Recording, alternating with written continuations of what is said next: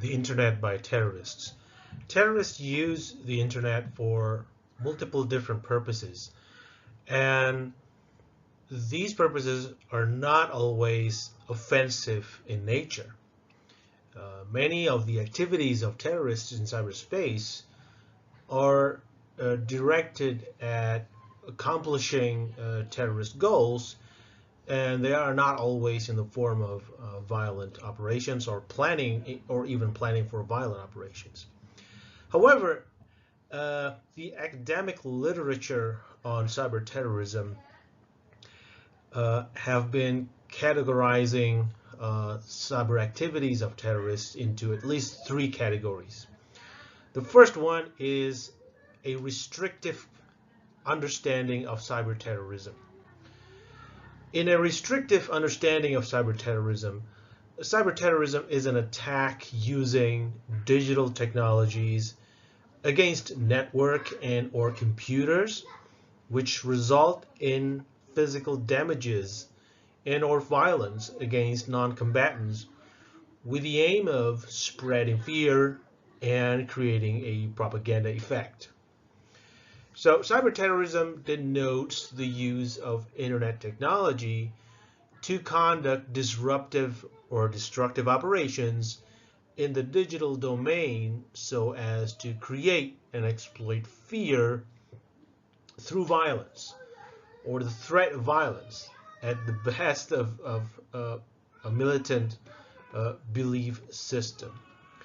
In a restrictive understanding of cyberterrorism, to qualify as cyberterrorism, a terrorist operation must utilize a digital technology to disrupt digital communication facilities and create enough harm to generate fear and carry a political objective, i.e., intimidate or coerce a government or its people in furtherance of political or social objectives.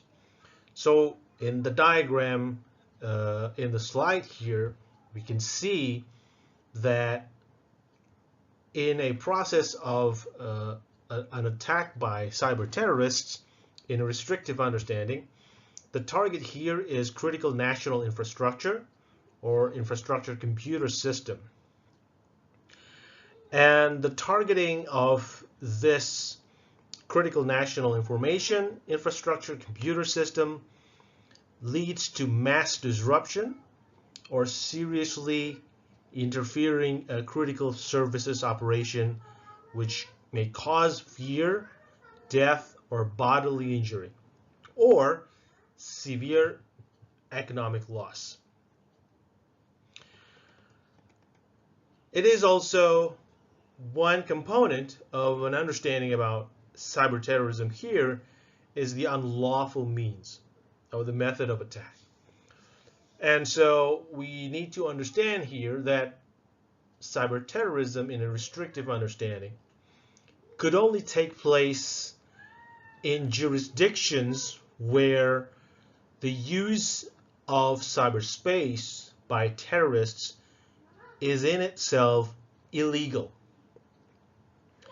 There are multiple different varieties of laws on the use of cyberspace by bad actors. We call them bad actors. We could be hackers or terrorists or cyber hacktivists. But restrictive legal definition of cyber terrorism is rarely provided in legal products of different countries. Democratic countries usually do not specify the use of cyberspace by terrorists.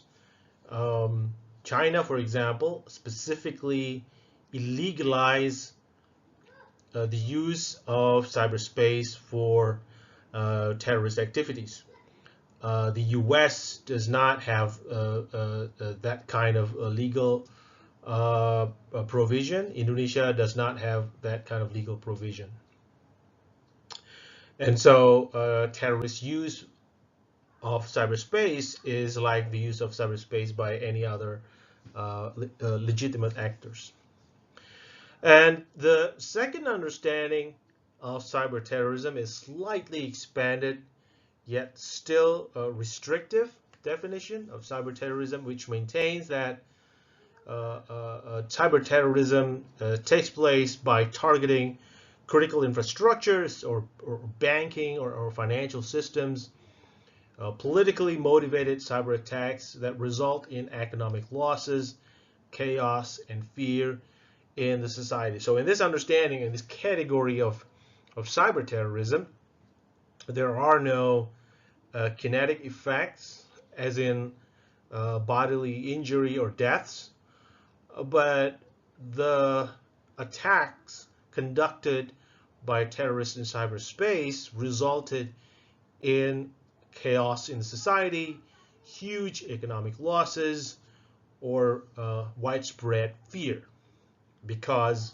this attack is implicating on financial systems or banking, and it create huge economic loss.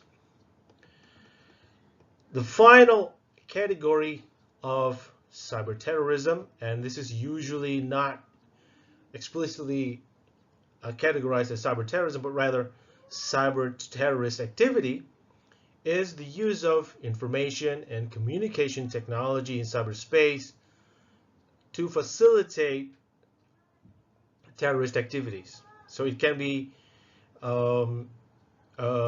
propaganda, it can be fundraising, or just simply communication or tactical coordination conducted in cyberspace. In reality, the huge or the majority of terrorist cyber activities is in this third category of cyber activity of terrorism. They are not offensive operations. They are not creating disruptions in the society, but they are facilitating terrorists to maintain their activities and existence. Right.